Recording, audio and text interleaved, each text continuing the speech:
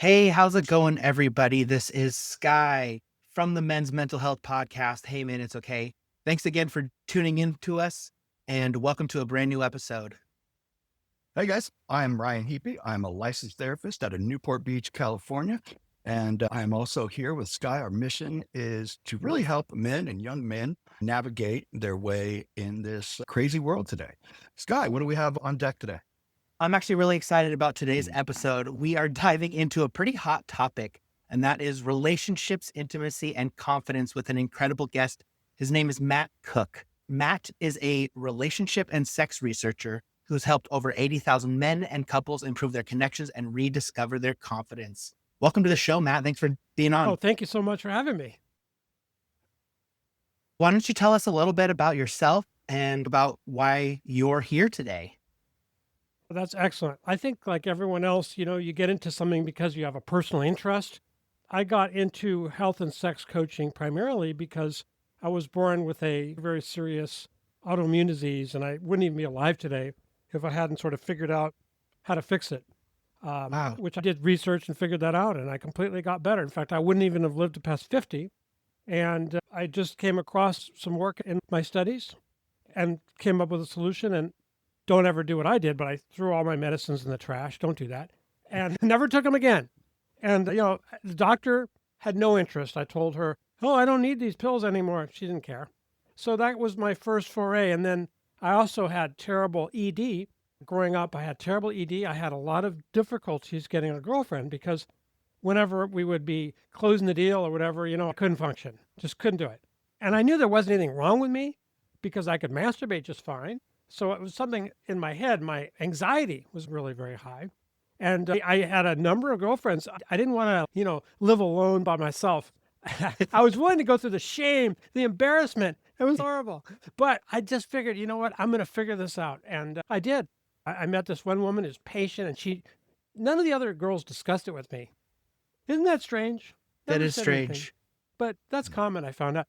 They just, faded away, broke up with me. So then I met this girl. She was patient, and she, had a situation with a man who had a problem, and so she wasn't unfamiliar with it.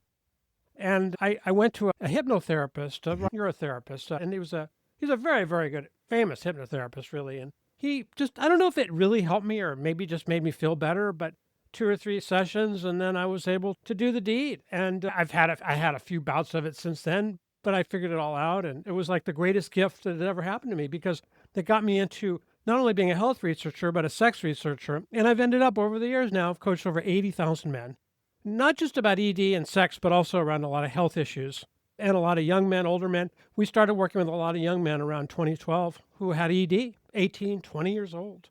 And I was born, in the beginning in 1960. So I didn't grow up with the kind of porn that people grew up with today. You know, it's so easily accessible and it's video. Because, we had a dirty magazine you might find. There's a great difference between that and, putting video after video, the novelty, the escalation, the extreme things that you see today. So I didn't get my brain all messed up with porn as much as some people did, but it turns out that my ED was from porn. I got into porn very early, into written erotica and stuff, and it really hurt my brain. And those are the times when your brain wires to sex, is in your adolescence through mid-20s. And if you get into porn early, a lot of times it just messes you up. It's possible to undo all that, but you have to realize sometimes that, you're going to have a problem. And so we work with a lot of young men who had this. Now they have a phrase, they call it porn-induced erectile dysfunction, PIED. Have you heard of that? Not the Well, whole I have not. acronym, but obviously the dopamine that's spent and all of that, the desensitization and The everything that goes desensitization, along with it. exactly. Yeah. That's exactly. It's a big thing. Everyone kind of knows about it now. I was able to work with Gary Robinson, who is the man behind Your Brain on Porn, and he was fantastic. He passed away a couple years ago. And then these guys started getting into kind of an extreme no-fap, kind of an extreme. The no-fap guys, oh, I can't do it with my girlfriend. I can't have a girlfriend. I can't do it myself. I think that's very extreme, and I don't think it's helpful. But It goes from one extreme, that's better than getting into porn. Yeah, it really is a lot of extremes out there when it comes to all the different information of, how we face kind of porn in our society, whether it's, we embrace it moderately, sort of, I guess, like kind of harm reduction, or like you said, there's a whole massive no fap movement. And I've worked with a lot of clients who have had serious erectile dysfunction issues and have been kind of at a loss, similar to your autoimmune disorder, which, sounds like it was something that you had to take on your own, because you weren't getting great information or great help from our established health systems, and leads a lot of us to these things out on our own. And it can be really confusing. It can be really difficult. So yeah, there's just such a wide variety of information out there about what to do about these really big problems for a lot of men. Yeah, and I found that most of the advice is pretty bad, sometimes completely wrong, I would say. It just does. And for example, I found that in order to heal from erectile dysfunction, regardless of the reason, really it's a lot easier for a guy who has a girlfriend or a wife to do all the things that can build up the hormone oxytocin, naked cuddling, hand holding, gazing into each other's eyes, long kisses and things. And if you don't have that, it's very hard to heal from a porn needy situation. Very difficult. You have to have that. And yet men are afraid because they don't want to risk being embarrassed, being ashamed, not being able to get it up when it comes time to go to bed with a girl. But that's the only way. So they have to have courage. And a lot of men do have courage. So that's not a big problem. But I found that's necessary for healing. Out of all of the things that clients probably talk to me about, I think porn has to be number one on the list of things that they don't share in session. Mm-hmm. And Yeah. because the amount of men that I work with, probably 90, I don't know, 80% of my clientele is pretty much high achieving men. And maybe 5 of them, we talk about, anything at all about porn.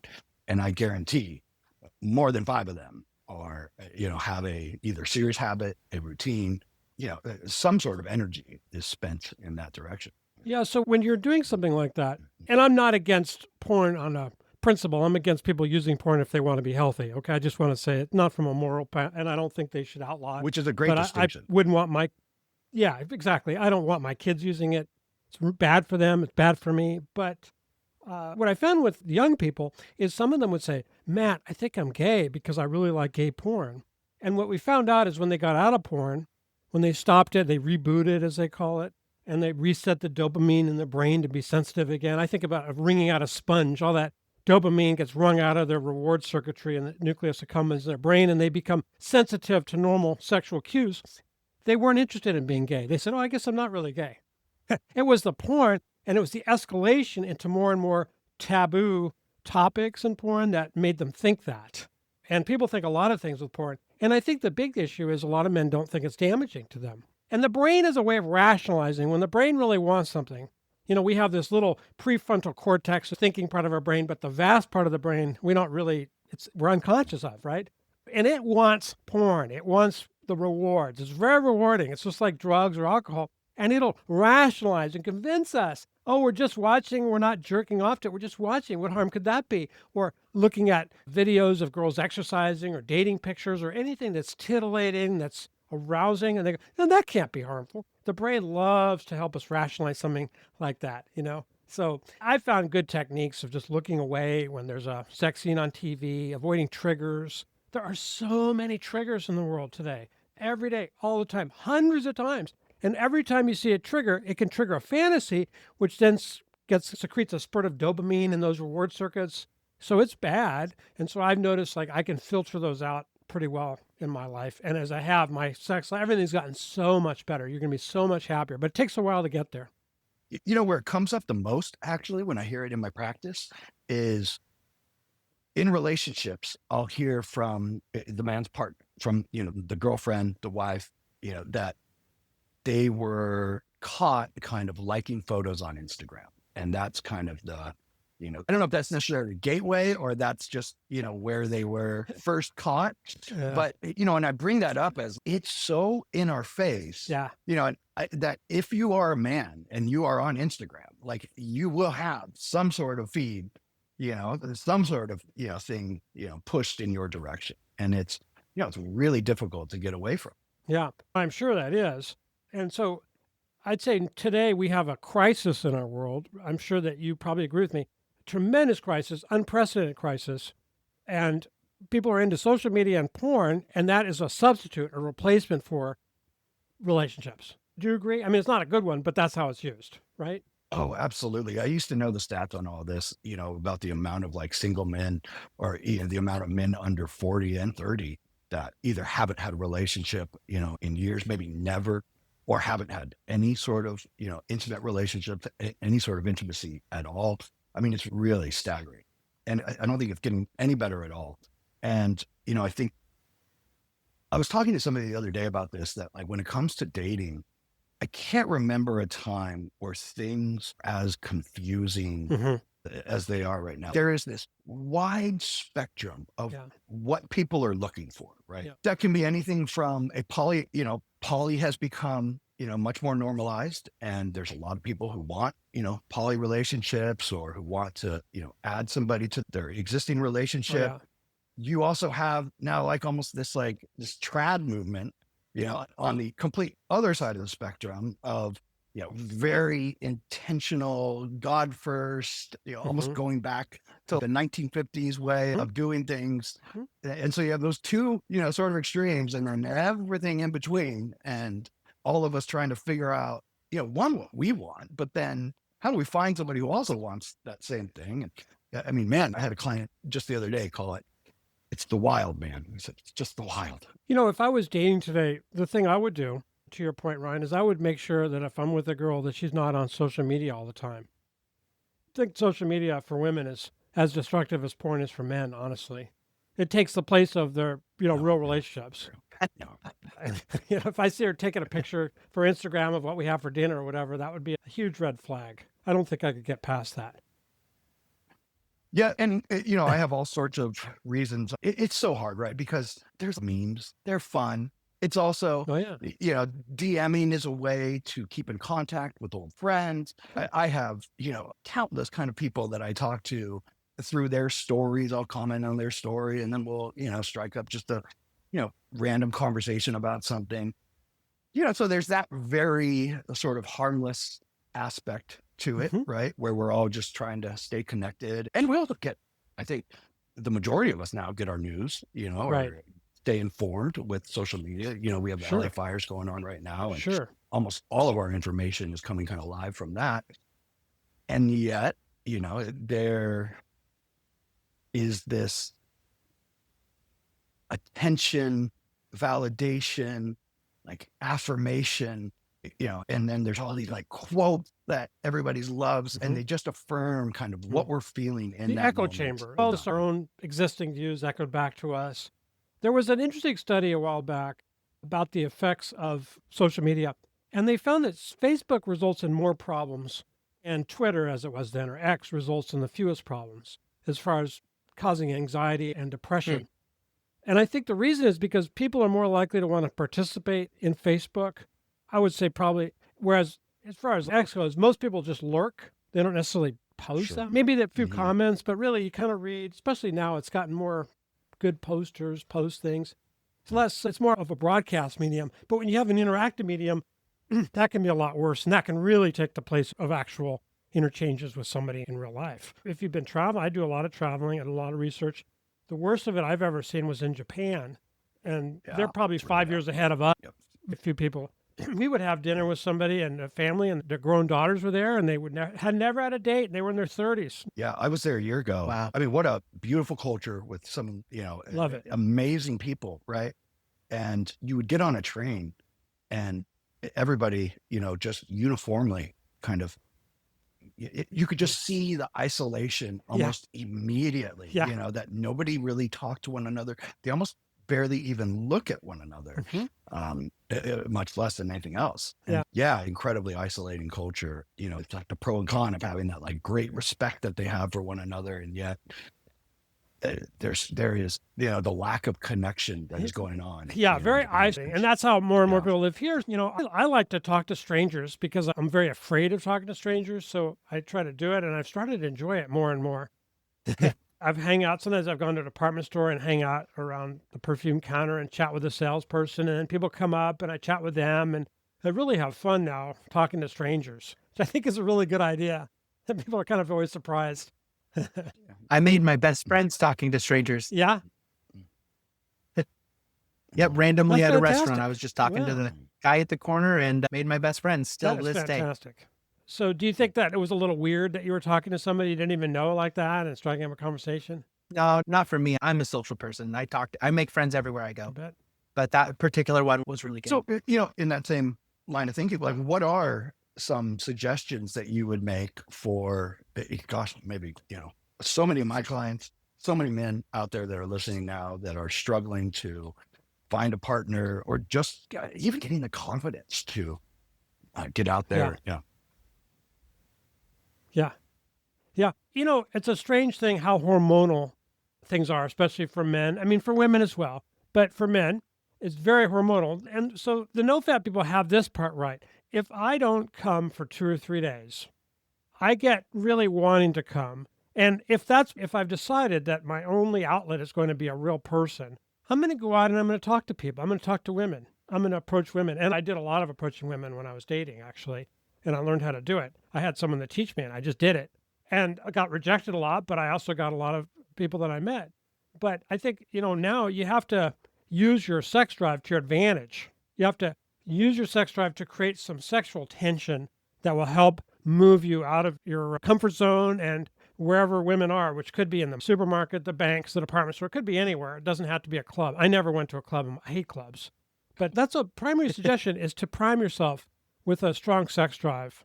What I suggest that people do, if you're trying to get out of porn, it may be hard to go cold turkey, but it's better to go to literary porn like erotica because it's just reading words instead of watching videos. So your mind is better at putting those, it engage your imagination a little bit. Now, if you do this and you don't ejaculate, if you just edge, you still have a strong sex drive. The next day you have even a stronger sex drive. This has a limit, but it'll help you get out and meet people. It really will, in a big way. And I'm not sure if this is true, but all the no-fat people say, and I probably is true, that you're more attractive when you have somewhat of a of a pent-up testosterone, I want to, make it with somebody kind of a vibe. That you have a very inviting vibe that women find very attractive. It's much easier. Whereas if you're satisfying your ultimate desires by watching porn every night, it's going to be very difficult to get out there and, do the things that are difficult to do and are not natural and are hard. And that's something. The other thing I always suggest people do is this is easy. You've got to get good at touching women and looking them in the eye. And the best way of doing that is taking either ballroom or salsa dance lessons. So when I coach somebody, I always try to get them to take, and they always say, oh, I can't dance. I have 2 left feet. I hate dancing, whatever. It doesn't matter. Because when they get there, they find that it's mostly women, not that many men, that there's a sort of a clique that they can join. They're very inviting. And after the lesson, they'll all go out for drinks or coffee. So they begin to develop a social life. But they're trading off partners. They're looking her in the eye. They're touching. They're physical. And this is really, I've never had anybody do this who hasn't found an amazing girlfriend every single time because it just gets those barriers. The thing that you have to do, if you think about it, when you're dating, the first thing, you have to close the physical space between you and another person who's interested in you. You have to close that space. Normally we have a physical space between us. In a romantic situation, we don't. So dancing is one of the only real socially okay ways of closing that space. So you get more comfortable with that. You smell somebody in her hair and her body, and it's a feel, and it's wonderful. Look in each other's eyes. You learn how to gaze into someone's eyes. If you take ballroom, you may learn tango. Tango is a very kind of erotic dance, but it's not sexual, but there's eye contact. I actually, me and one of my best friends, we would go, there's a great place, just 10 minutes from where I live that does, I think every Wednesday and Sunday, they have bachata, which is sort of like salsa. Oh, And of course. I mean, we did it for, I don't know, only 5 or 6 weeks, but I have another best friend that is he has like a whole pass where he can go to all the bachata and salsa things everywhere in Orange County. Okay. That is his main source of meeting people, connection. I mean, he Yeah. is filled with a large community, like a very large Yeah. community. And, I need to get back to this, but, for anybody else out there listening, like you'd pair up with somebody just for 2 minutes, and get Mhm. to, move with them. And then they'd rotate you. And you just had this Yeah, nonstop practice that's right. of That's right. engaging with different people. Yeah, it was That's beautiful. right. Yeah. And it's scary as all so So scary. scary when you first start. So scary. I mean, I don't know why it is, but it just is. Um, I get so much anxiety when I think about trying to Everyone dance. does. Men do especially. So much Yeah. Yeah. anxiety. Yeah. And by the way, don't go to YouTube and watch bachata videos of professionals if you're looking to avoid porn and triggers, because it is a especially the professionals. It's the most sexual dance. And I love doing bachata too. But I always try to do that. I try to get them to learn how to do that. Now, another thing is, we're talking a lot more about dating because, I think that's one of the things that your audience is interested in. I think that you don't, big mistake now is jumping into bed with somebody. And that this is just the norm nowadays. And I want to talk about that. There's a cycle called, which I call the orgasm cycle. Very clever name. I'm sure that there's a better name for it. But after you've come, there's a sort of a hormonal shift that takes place. And for a while, if you meet somebody new, it doesn't matter because you're so into each other that what we call the honeymoon hormones, they override everything else. But if you continue with the intense type of sexual relationship, it probably in anywhere, usually 6 months or so, you just start not really wanting to be with that person. There's all kinds of emotion that gets invested in there. There's a lot of conflict and separation and drama. And this is why most relationships don't last a year. And the way to counter that is that you need to think about building oxytocin.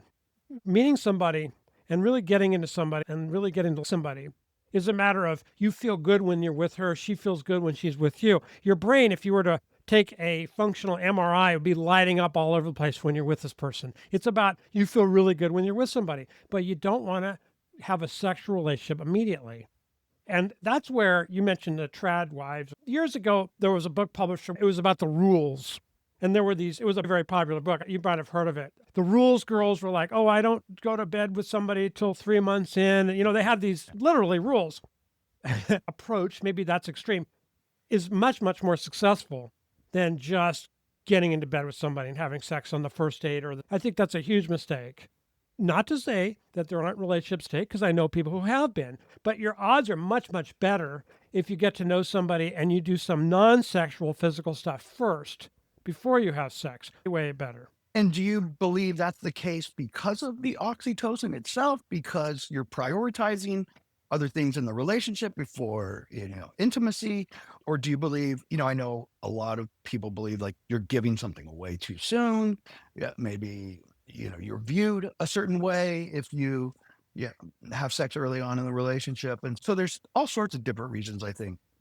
And which one do you think or which ones of those, do you think really attribute to success? Yeah, yeah. I think the oxytocin is the primary one. Now, the interesting thing about men and women is you can be really in love with somebody and not even like to do the same things.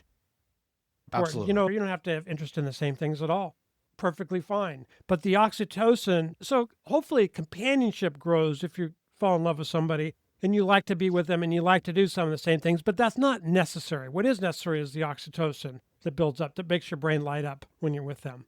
And if you have sex too soon, it kind of ruins that. It kind of lowers your chances, shortchanges you and your chances of having a really successful long-term relationship. If you just are into a hookup, that's fine. But that's not what I talk about, helping people have a long-term successful relationship.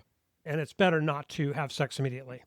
Yeah, actually, and you're supported by the Gottmans who, kind of have done more, Yes. couples research than anybody else. That, Yes. interests, you don't have to have the same interests. And really, if you're No. open and curious about your partner, you'll want to, learn more about their different interests, but the values definitely have to be there for sure. Yeah. It's like, for example, my wife, she talks to her girlfriends or whatever. I don't have any interest in any of that. I mean, a lot of stuff she's interested in, I have no interest in. So what difference does it make? It doesn't matter at all.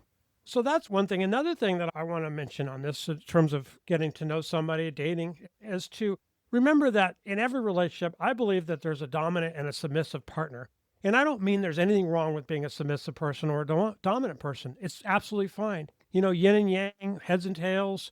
We all need all of that. It's not necessarily the man who's dominant. It could be the woman that's dominant. It's fine. But just knowing that is very helpful because there's no more fighting for dominance or whatever. And usually it's consistent and it's helpful. And I've seen the relationships work both ways. Flirting. I think flirting is like in a relationship and anything, constant flirting, sexual sort of teasing. I don't mean having sex necessarily, but teasing, sexy touch every day, all the time is the linchpin of a romantic relationship. It's so important and fun and wonderful. And if you look at couples where things fade away, even within a year, they don't kiss the way they were, they don't flirt the way they were doing. The man oftentimes stops trying. The woman has her own issues. I think the flirting has to be something that's done every day. Now, when it comes to sex, a lot of guys will tell me that some guys have a lot of anxiety, like I did. I had ED from anxiety. And now there is a lot of demanding of the partner. Will you do this? Will you do that? Right? Will you give head? Will you do this? Will you do that? I mean, that's a very big thing because we've seen that in porn. So we expect that this partner will act that out. Right? And then we get kind of upset because we're turned down in a sense. The women a lot of times will go along with something a man asks her to do, but she won't like it necessarily. And I don't really want that. I never want a woman to do something that she doesn't want to do. I'm not interested in that. And so I have something I call the rule of one, which is that if I'm having sex, it's about me. And I know that sounds very selfish. It's intended to. Because, you see, if I'm not trying to perform, if I'm not doing things so she gets off, if I just do things that I enjoy with her, she will enjoy it a lot more because she is used to, that's why women fake orgasms more times than you can imagine. I mean, I know, Ryan, as a therapist, I mean, women do fake orgasms because they feel like they're the man, they want to satisfy or perform for the man. So if I'm just doing this because I enjoy it, it's a vibe that she gets, well, she can do what she enjoys. And that makes a much, much better relationship than this sort of idea of trying to perform for people. And the rule of one is, we're all in our own heads. We can't truly be in someone else's head. This is we get with an intimacy, with sexuality, but we're still in our own head. And I found that it really helps when I realize that if I want to go down on her, it's because I enjoy her reactions and I enjoy it, not because she enjoys it. And that's really changed things for a lot of people, the rule of one. What do you think about that? It's funny. I actually have a little theory. I don't know. It's silly, but that foreplay and intimacy is truly the ultimate form of empathy. And, when you're really trying to please your partner, you have to really be in their shoes and you're paying attention to every little excitement, every little sensation that's going on. I also think it can be very helpful when it comes to ED and performance anxiety, that if you're able to then just kind of really connect with them, you can kind of get out of your own head. So I don't know. What do you think of that? What you said, I understand that you perceive those things, but I think if you really just are concerned with your pleasure and things that you really enjoy, it makes it so much better for both partners. It really does. And one of the things that I'm really big on is not ejaculating every time a person has sex. Now, at the beginning, you tense up your pelvic floor and you get blue balls afterwards if you don't come. I used to have that a lot when I was dating. And, it's from the congestion there when your apparatus is all ready to shoot and then you don't, and it hurts. But you learn to relax that area. There's simple exercises to relax the pelvic floor and not get that feeling. And then you don't have to come each time. Then you could start having sex for much longer times, 30, 45 minutes or an hour or longer. And that gives a woman a space that she's never had before because her partner's always about their penis and, their pump, come and done, as I call it. And then she a lot of times becomes multi-orgasmic. She starts enjoying sex like she never has. And that's really a kind of a cool thing. And I think that's a game changer for anybody to do that. You're not spilling your load every time. You're conserving it. It increases testosterone levels, increases oxytocin levels, increases your feelings of love and connection with the other person. It's a fantastic foundation for a long-term relationship.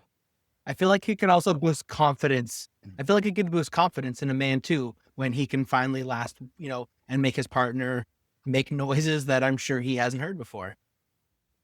Yeah, especially if he actually doesn't give in to the temptation of the moment. Everybody does sometimes. This is not an easy thing to learn, but you get wired for it and it becomes your norm and you enjoy it more because what I then learned is very simply with this focus to have 45 minutes of orgasmic sensation every time. And it's not as good as a full orgasm, but 70% good, but it's 45 minutes or an hour, so then I don't want to blow that. But occasionally, I do come because, you get caught up in the heat of the moment. But if you get good at not doing that most of the time, she really has more and more respect for you and more because you're a guy who does something that he says he's going to do, which is quite refreshing and very masculine.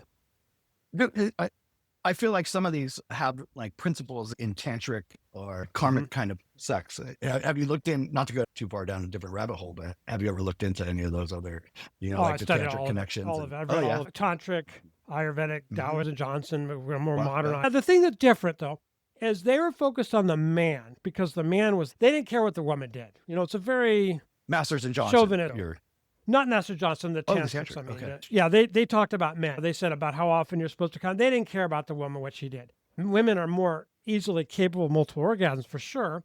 And that's a wonderful gift. Some women are, and some women, some women do. But it sort of applies for women. The orgasm cycle, the fallout afterwards, the desire to look at other people, the emotional ups and downs, and all of that afterwards. The hotter the sex, the worse the fallout is. It applies just as much for women as for men. Now, I don't think you should pressure a woman not to come or to come, whatever she wants to do. And of course, as men, we love a woman to come and she loves a man to come. That's how we're built. But if you start getting down this road, I have found that women a lot of times want to be like me. They want to also not come and experience those amazing feelings. And everything just gets much more solid, much, much better at that point. And you're going to have a better and deeper relationship than you ever dreamed possible. It's because it's so hormonal. Your heart just expands and you feel such love for the other person and she for you. It's something that most people don't experience. And yet, this is exactly how you experience it. It's very easy to do, and it's a systematic approach to being very deeply in love and wanting each other all the time and staying in love. Simple, isn't it? Really? it's sort of blowing my mind a little at how simple you're kind of boiling Yeah, it down well, to. easy. Yeah, and also there's like the delayed gratification versus instant gratification and all the other conflict It's that not delayed. yeah. It's not. When you do start this, at first you don't feel very much because sex, if you don't come, Matt, that's the whole point. Yeah, it isn't really the whole point. And at the beginning, you don't feel very much because you're not really sensitized to it. But after about 3 or 4 months, you feel more and more sensation. Then you can't believe how much you feel and how much pleasure. And in 6 months, it goes 100 times better than it was. And then you can't believe it gets even better. It just gets so amazing, the sensations. And then you become sort of this whole body orgasmic feeling. It's absolutely incredible. And I would say to men, when I coach men, the big mistake men make is they don't get physical fast enough. Now, obviously, I'm talking about voluntary. Everyone's happy with this. I'm not talking about coercion, but really, they should try for the first kiss very soon, even 5 or 10 minutes in. The faster they get physical, the better. Now, here's what happens: women will test a man. She'll turn her cheek away, for example, and she's looking to see what are you going to do. And what you should do is just be happy and smiling and continue conversation and be cheerful. Now she sees that you're made of strong stuff. You're not somebody that's going to get freaked out when he's told no. And that makes her feel better about being around you. Now you try to kiss her again. Maybe she'll turn her cheek or whatever. Maybe the third time she'll kiss you. And that's kind of what I suggest is escalating physically rapidly, but not going, as we used to say on the schoolyard, all the way. Yeah. And here's the thing, what I always tell guys to say is, I like you and I don't really want to give our relationship a good chance. So although I would love to have sex with you tonight, I'd rather us wait so we can get to know each other better. And it'll be much more special and much better when we decide to do that. That's all. Women will be upset with that. And they're probably not the right ones for you. Some of them won't like that. And women don't like to get turned down for sex at all. But if you do it this way, and she's a good quality person, she'll understand it. She likes you. She'll like you even more and have more respect for you, especially if you stick to what you said. And then that eliminates the issue of giving in and jumping into bed with someone right away, which, as I said, is usually a mistake. I feel like that it's often very well received, at least from a lot of the women that I Yes. talk to. Yes. And another thing about that, too, is if you have ED issues, if there are ED issues, and young men have them a lot of times now, it's fine to just totally fine. I wouldn't ignore it. I wouldn't do what I did with my early relationships. How did you go about that? That's what I'm curious about. No, I'm kind of asking the same question: is getting over that shame, right, and that fear, and then also how you have gotten over this shame and fear at such a level that you're able to talk about this, as your, mission in a lot of ways. I mean, that takes an incredible amount of courage. Yeah. Yeah, I don't know why. I guess I'm just the kind of person that can handle rejection and I'm okay because I got into sales and I learned how you had to 10 no's to get a yes. And, so I was able to be okay. I was always traumatic though, certainly traumatic. I mean, I remember it to this day that there's some of these instances, it's quite traumatic. But what I always tell, and this is what I was telling the 25-year-old man that I coached a few days ago, and I did a video about it actually, is that what you want to do in the bedroom there's 3 people there. You didn't know that. There's 3, not just 2. And I'm not talking about bringing another person in. There's there's you, there's your lady friend, and there is your penis. 3. You don't know what your penis is going to do. It can do whatever it wants. We can't will an erection. Men can often will non-erection. If I think of a really nasty subject, my erection may subside, but I can't make it get hard. Nobody can. No man can. Okay. Now you can inject prostaglandins in your penis. They have various things, but basically, trimix. Basically, you can't really will an erection in a natural setting. So if you know that, it's a form of realizing you don't have control over anything in your life. It's the universe or God, whatever you want to believe in, telling you, you're being thought. You're not really thinking. You're part of this world here, and this wonderful thing. You don't really have control. We all like to imagine we have control, but we don't. This is the first clue to me that was like, oh, I don't have control over that. I don't have control over anything. And I think that was a very healthy thing. And it kind of got me into non-duality and Vedanta and some of those things, which I felt were helpful explanations of the world. You there? Yeah. Good God, yeah. Yeah. Yeah. And what I told this 25-year-old, I said, since I don't have a penis, I think about something that I really love to do with a woman. Now, I'll just use an example that's clean. It's not really a real example, but let's say I like kissing her neck because it really turns me on for whatever reason. We form these early sexual things that we love to do very early in our either an adolescence or a young adulthood. A core sexual fantasy, something we really love to do specifically, and for no real reason. You can't really say why. It just is. So if I love kissing her neck, I will think, gosh, when I'm with her next time we go to bed, I'm going to love kissing her neck. That's going to be great. And that's kind of what I focus on. I said, you should just focus on that. Look, you may not get hard. And by the way, I teach you it's easy to have sex even if you're not hard. You can have intercourse. You don't have to have an erection to have intercourse. Not a problem at all. She can't even tell that she can't tell. And she can have orgasms, and it's really easy. And I explain that. I have a copy of my book I'll give away to anybody in the audience. I'll tell you how to do that, how to ask for that. It shows you exactly how to do it. But if I like kissing her neck, I think about that. Now that replaces the fear of not getting hard. I already know I'm not going to have any control over whether I'm hard or not, but I do love kissing her neck, and I know I can do that. And that's basically all it takes. It's so simple. But then when I'm in bed with women, I advise people the same thing with my coaching. To focus on that, which they have control over, which they really enjoy. Then they're really enjoying themselves, and a lot of times they get hard. If they don't, the next time they'll get hard. No, not a big deal at that point because they're enjoying themselves. The worst thing a man does if he's not getting hard, the worst thing is to be upset about it openly, because men are scary to women. Women are generally smaller and more vulnerable than men. A guy who's really upset or angry is scary to a woman, honestly. And it's something that it shows that you're not, in control of yourself and not really together. Whereas if it's no big deal, it happens. She'll go out with you again because you didn't make a big fuss about it. So those are important tips for that. I also think that really long kisses are really an amazing thing with couples. And kissing is not talked about or done very much like it should be anymore. When it was like before the pill, you see it in movies, there's that movie scene where they have this really long kiss, we used to call it making out. That's amazing. What happened to that? That's so great. If, you kiss and everything, it's not to get into bed, but just to be doing that. That's amazing. That builds such desire and interest in each other. You don't have to use tongue, you can, but what I'm talking about is 30 or 45 seconds locked in lips. That's what I'm talking about. Not just a kiss, okay? And eye gazing, looking into each other's eyes. You know how to get a girl to look into your eyes? Say, hey, Kim, look at me. Look at her. It's so easy, and it's so rewarding, and it's so intimate, and it's so amazing. And then if you do have an orgasm, try having your eyes open, looking right into her eyes when you're coming. And she can be looking. That's amazing, too. That's absolutely amazing. So there's so much here that can build and further the relationship through intimacy. And the relationship becomes so amazing. And like none of the things that bother all these other couples will ever bother you. Like your friends have arguments, they have dead bedrooms, they have, women don't want to have sex anymore as they get older, or they argue all the time. None of that. So it's such a peaceful life this way, just through sex. And that's the only difference. Yeah. The amount of couples that I know or that I've worked with that haven't had sex in either, months, years is truly astonishing. Yeah. Oh, I realized all of a sudden we hadn't had sex in 3 years. Huh. Yeah. Like as though you just realized. I've thought about that probably every day. And what I do in order to make the relationship much smoother is I believe in scheduling sex.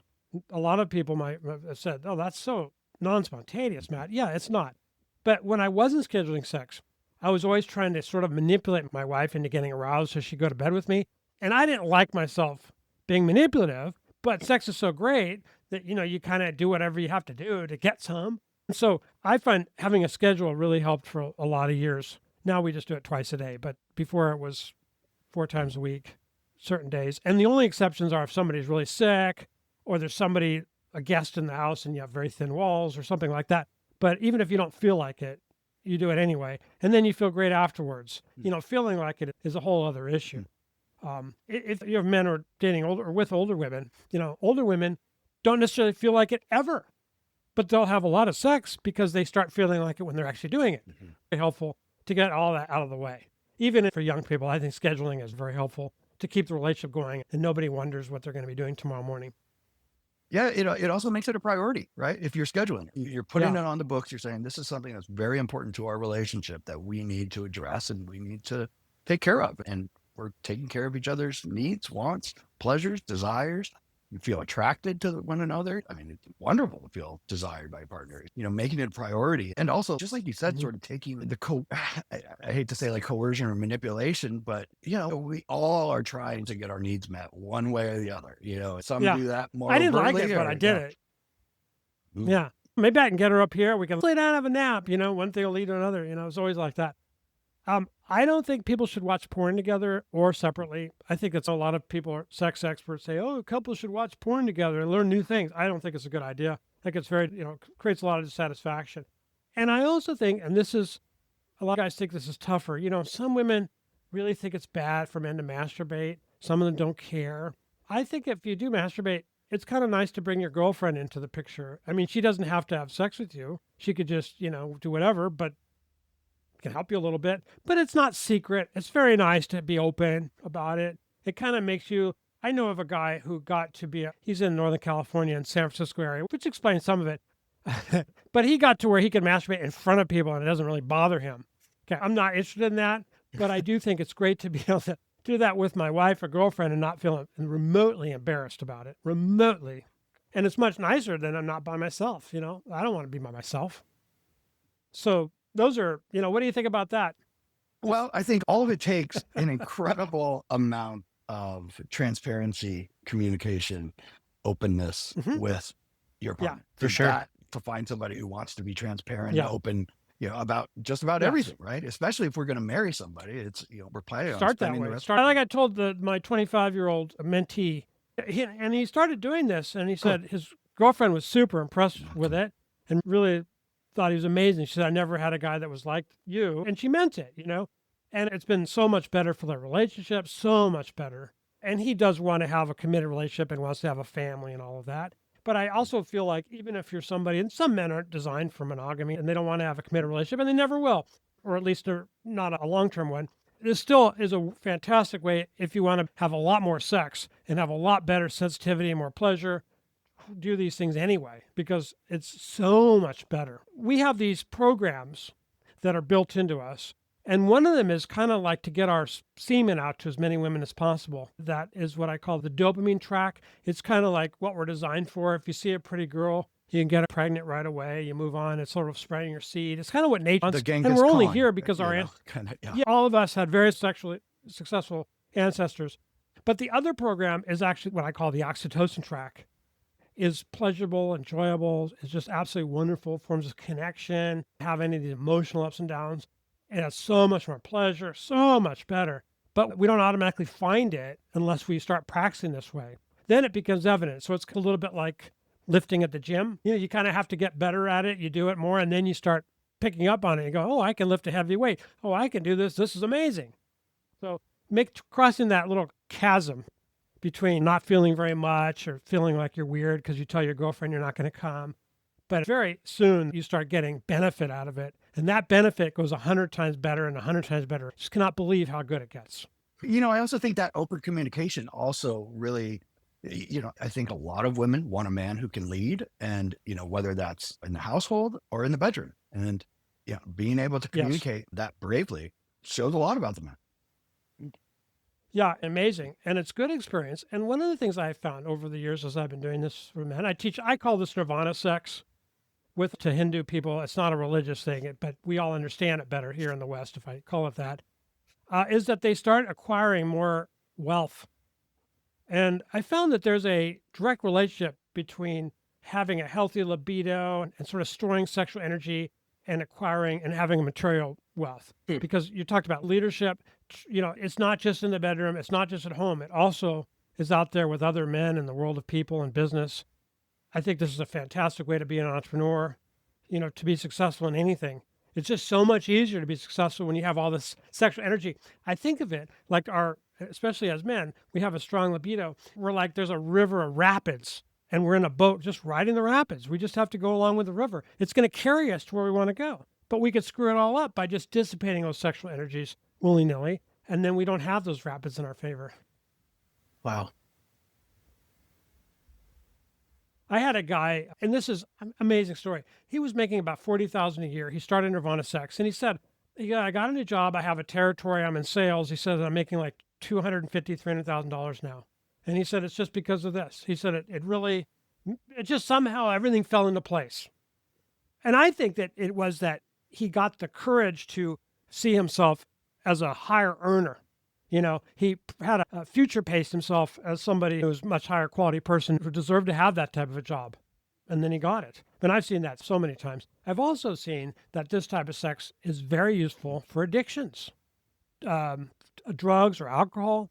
Very much easier to get over when you have this type of a sex life. I'm not sure why. I think if you're somebody who can master your sexual energy and can master your libido, you're going to be able to master a lot of other, all of your other drives in a lot of ways. I mean, if you can control that, which so many people, have an incredibly hard time controlling, maybe one of the hardest things to control, right? Then you get the sort of inherent belief that you might be able to actually regulate your emotions a little better. That you might be able to show up to your job a little. And you feel it. It's not even his belief. You feel that drive inside. It just carries you along. I don't know how else to explain it. And most of us live in this very low quality kind of existence where we kind of are at a low level. This kind of helps you get out of that. Just have control and get what you decide that you want a lot more easily, I would say. And so when I introduce this, I always suggest, if you're single, you can have a little talk with a girl about it, which is a good idea. What I did was I said, "Oh, I'm not going to come this time." That's all I did. And I didn't. And, eventually we talked about it and everything. It's a hard thing to introduce into a relationship that already is existing where you've had a certain pattern for years and then all of a sudden you change the pattern. That could be very disconcerting. But I still think it's a good idea. But that's why I like that you're focusing a lot on younger men. If you're dating and you start out this way, it's so much better. You have no idea how good life can get. Very few people do. And your buddies are going to be so jealous because they're never going to have what you have. I mean, I wish everybody did, but most people just don't pick up on this and they'll be very envious. You could be somebody having sex twice a day for the rest of your life. Who wouldn't want that? Sounds good to me. Yeah, I mean, really, what else is there? Yeah, they had a really interesting study. They took young men and they had them ejaculate 2 to 4 times a day for 10 days. Okay, 2 to 4 times a day for 10 days. And they measured their sperm motility and semen output. And they found that it was only a quarter of normal after that period of 10 days. It was a quarter of normal, and it took 6 months to come back. Wow. Yeah, we pay a huge biological price. Somehow making these little spermies is very expensive on our bodies. There's even a little nematode, a little tiny worm, and they will genetically remove the gene that lets the male worm create semen. And that male worm lives 40%, 50% longer. And then again, I'm saying you should have tons of sex, lots of sex, just not ejaculate all the time. And how often would depend on how old you are, what your libido is normally like. Today we have a lot of men with very low testosterone levels. We could have a whole discussion about that. But I think if you're taking medications, you have health issues, you want to go out longer between ejaculations. If you're healthy and you don't take any medications, maybe once every 2 or 3 or 4 days. Otherwise, it could be once a week or once every 2 weeks. But the key is having a lot of sex in the meantime, and you can have this whole body, orgasmic sensation for 45 minutes to an hour. So you're not really giving up anything. Yeah. Man, I know we got to wrap it up, but I yeah. was really wanting to ask about exogenous testosterone and what you thought about that. But I know that could be a very long rabbit hole. Yeah. Yeah, the testosterone levels, and there's so many myths about it. And I'll just say, I know we're almost, you remember 5 or 6 years ago, they had those BuzzFeed editors that had their testosterone levels checked and they put it out publicly. And it was like they had lower testosterone than old men do, Yeah. when it should be like 400 to 1100 nanograms per deciliter. So it's like normal for guys now to have low. So if you're a guy and you're like, follow some of these precepts, you're going to be in great demand. So much easier today because their competition is so much less. I will tell you, like I want to say about 10 years ago, I tested my testosterone for the first time and it came back and I was lower than a high school female in my testosterone. I think I was down to 18 at one point. And now I'm more up in like the 300 to 400s because I looked into it, did testosterone therapy, and it changed my life. Wow. So what do you think? Did you ever find out why it was so low, or? No, I just think it's because of my genes. Yeah. None of my brothers have had kids. There's a lot of issues with conceiving children in my generation of children. Speaking of that, it's interesting, Sky, because the great study, there were couples that were trying to conceive. They couldn't. It turns out the men are as much or more responsible than the women. When we had trouble, my wife had to go in for tests. No one ever suggested that, but I think that's changed somewhat today. But the study, they gave men something like 10 or 12 ounces of sugar every day. And within a couple of weeks, their sperm quality had improved so dramatically that they were impregnating their women very easily. It was so simple. Interesting. Yeah. They didn't have anything pathologically wrong with them, but I've seen a lot of different situations, but there's a big anti-sugar mentality today. But in that study, that's what they found. They had reason to believe that works. And semen itself has a lot of fructose in it, actually. There's a lot of sugar in it. Interesting. Matt, we could sit here and talk about this. It sounds like there's so many things we could talk about. You're such a wealth of knowledge, and I'm so honored to have had you here today.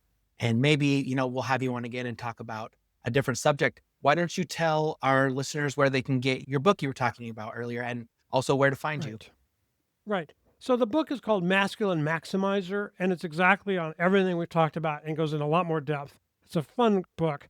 It's going to be $29.95 on Amazon. We just finished all the edits, and I'll get it to you for free. All you have to do is go to dailymedicaldiscoveries.com, where I have male health news from our research team every day, and it'll ask you to enter your email if you're interested in getting the email newsletter, and then I'll send you a copy of the book, Maximizer, which I think it'll just be fantastic. And it's about increasing your sex drive during nirvana sex, using your sex drive to get all the things that you want in life with all kinds of stories, very motivational, very easy to follow. I think you'll really enjoy it, and it's totally free. Wow.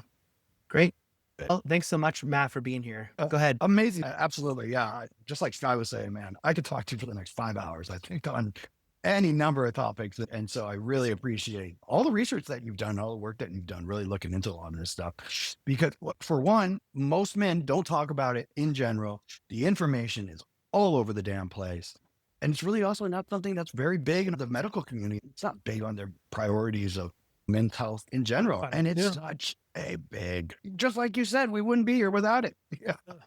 Well, thank you. That's my favorite thing in life. So probably yours too. Thank you so much for having me. I sure appreciate it. Yeah, absolutely. Thanks everyone for tuning in to another episode of Hey Man, It's Okay. We're so happy to be here. Thank you for tuning into season 3. You're going to see some more content, some really cool episodes coming up. And, Ryan and I are going to be here for you. Thank you, guys. Comment, subscribe. Let us know how you feel.